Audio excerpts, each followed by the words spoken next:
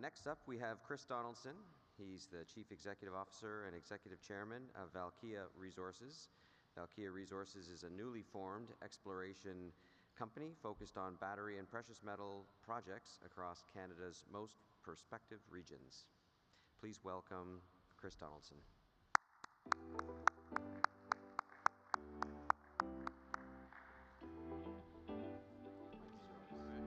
Does this work or is that? Oh, there we go. All right, perfect. Well, this is pretty cool. The looks like the Northern Lights behind us here. Valkea actually is short for Arna Valkea, which is means buried treasure under blinding light, which is the Northern Lights. So I like the backdrop here. As mentioned, I'm Chris Donaldson. I'm the CEO of Valkea. We're a relatively new company focused on gold exploration in Finland. We trade on the TSX venture under the symbol OZ or OZ.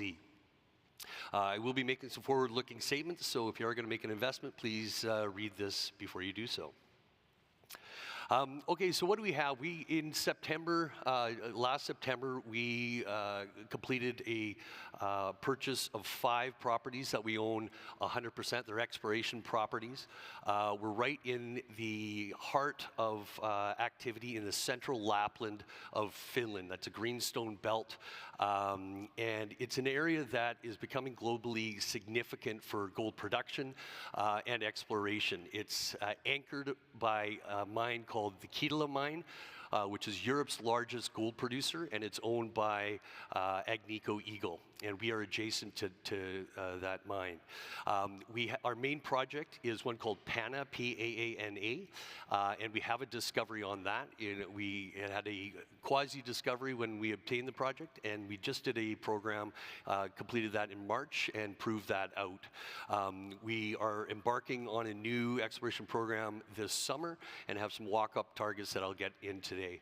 This area is unique, and as you'll see, in that there's a real concentration of majors in a small area, about 100 square kilometers. We are adjacent to Agnico Eagle, as I mentioned. We also have B2 Gold and Orion in the area, Kinross Gold, and one of the best discoveries and stories really in the space over the last 5 years is Rupert Resources. We're about 60 kilometers from their Akari mine as well.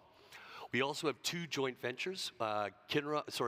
Rupert is earning in on 2 additional properties, up to 70%. They're active on that now. They're about halfway through the earn-in. We also had some legacy assets in Victoria, Australia, in and around the Fosterville mine. And a company called S2 Resources, who we actually purchased these assets from, are earning in up to 80% of that. And they've just started their drilling campaign as well. So for an early stage gold exploration story, we got a little bit of meat on the bones, or quite a bit of meat on the bones. We've got a fantastic team around it. My background is on the corporate development and finance side. Worked for a number of years with a company called Western Copper and Gold. Helped bring in Rio Tinto, and then came off to start running this company. I won't go through all the directors, but I'll point you to George Salamis. Many of you may know George. He's been in the business a long time, but he cut his teeth in Finland. In fact, he lived in Kittilä for a year. He was a vice president of exploration for a company called Reeder Hayden, and from 1999 to 2006. And they started at about our stage. He was able to take that from discovery, put a resource on it, and sell it to Agnico Eagle. That project that he had is now at Kittilä, which is Europe's largest producing gold mine. He's our lead director. He wanted to come on board. He sees a lot of similarities between what we have and what he was given when he started in 1999. We also have Mark Bennett. Mark comes from S2. S2 is a spin-out of Sirius Resources. He built up that company and sold it for $1.8 billion. Mark's PhD, Geo, 2-time prospector award winner in Australia, and he had the foresight to assemble these projects that I'm going to show you in 2014. So we have a first mover advantage, or he had a first mover advantage that we're taking or able to take advantage of. And you'll see that we actually have what I believe is the dominant land position for exploration projects that aren't already controlled by a major in some way. Our chief geologist is Dr. Chris Leslie, a very talented geologist who's part of the Blackwater discovery, and he leads our efforts from Vancouver. Craig Perry, that many of you know, he's taken many juniors. I think he's at 5 now from our stage to over $1 billion market cap. NextGen, ISO Energy, Visa Silver, Skeena, to name a few. He's our largest individual shareholder. We are fairly tightly held. We've got about 32 million shares out. The transaction that I did, we bought for $7 million, $1.5 million cash, $5.5 million in share consideration. So that 44% you see there, that's S2 Resources. Those shares are locked up. 10% is owned by management. That amount is growing. I've been buying out of the market. We don't have a lot of money, and as such, we have just launched the financing yesterday to help fund us through the summer, and I can talk about that if we have time at the end or afterwards as well. So S2 will get diluted down after this next round of financing.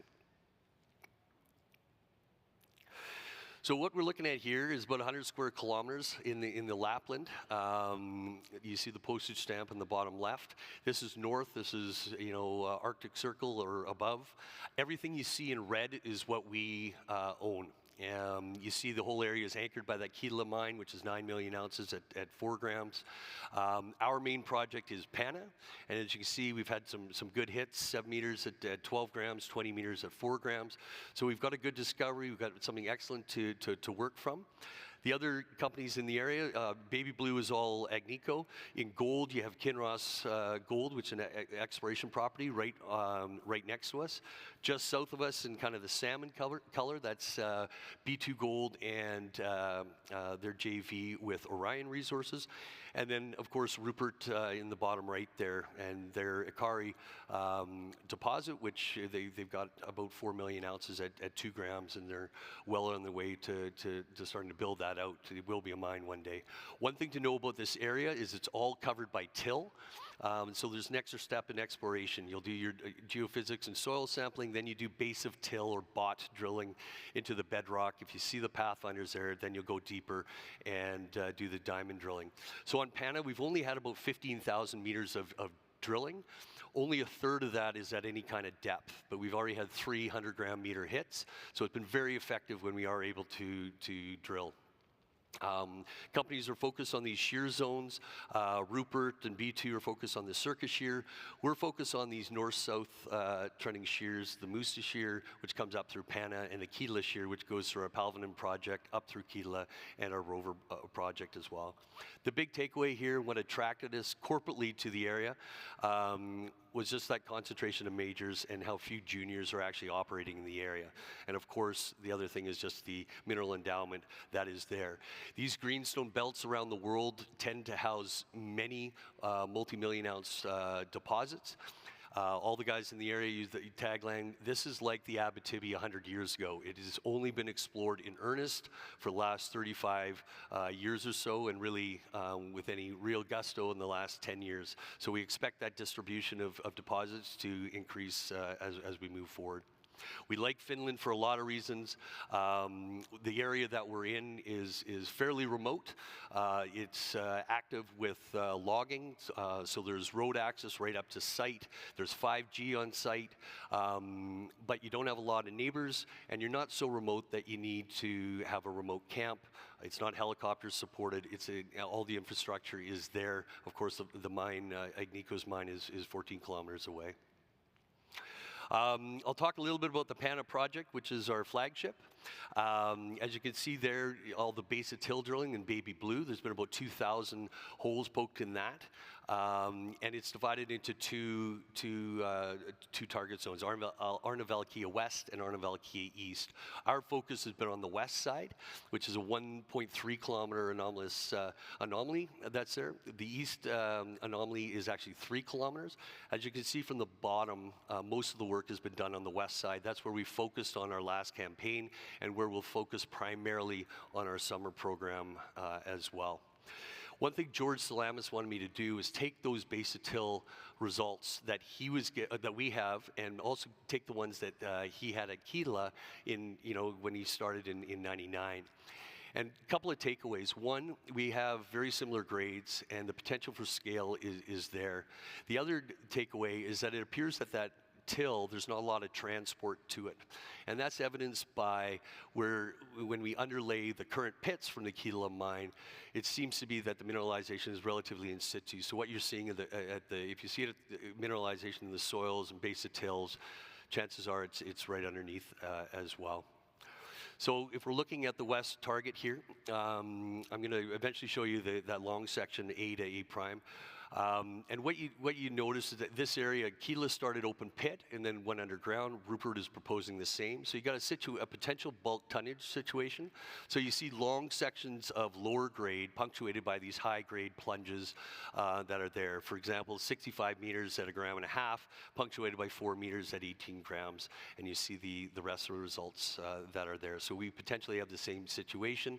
One thing that came out of the recent program is that we appear to have two different styles of mineralization. And so we've got two zones now, the Honka zone, which is more Kittilä style. It's associated with a little more arsenopyrite. And you've got the Koivu zone, which is the new zone that we have flushed out.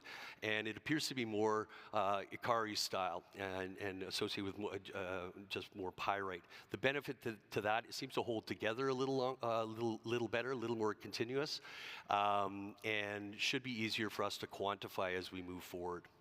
If we look across that long section, this is all the drilling that's been done. And the good news is that everything that you see there hits some kind of mineralization. So we know we're in a system, and it's a good system. The story is they started with that FAVD 40, hit 10 meters at 5 grams near surface, went deeper and hit their best hit at 4 meters at 18, went 600 meters out and hit 65 meters at 1.5 grams as well. You do see that most of the drilling, though, is quite shallow, and we're just starting to go deeper now.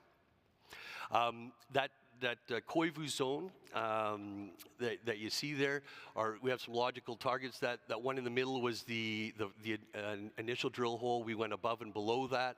What we're excited about is that it appears we've got about 200 meters of continuous mineralization there. Our logical next targets are to flush out this zone and check up dip and down dip, and of course at depth. It appears that there's a series of stacked parallel shears that are there. We've only gone down to about 350 meters. Kittilä is modeling down to 2,000 meters right now.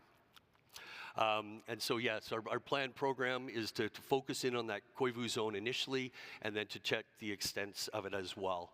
And that'll be phase 1. Phase 2 will be doing a little bit more target generation across the eastern anomaly, and also up at our Rova property as well. Of note, Rupert had some great results in their first hits, but it really was their fourth target that really made that project run. Running out of time here. So as mentioned, we do have a financing. I just opened it up yesterday, so happy to talk to anybody about that. I think for gold exploration story, we're certainly in the right postal code. We've got, there's a reason why all these majors are in that area. People like Finland. They're chasing after these multi-million ounce deposits that are prevalent in greenstone belts.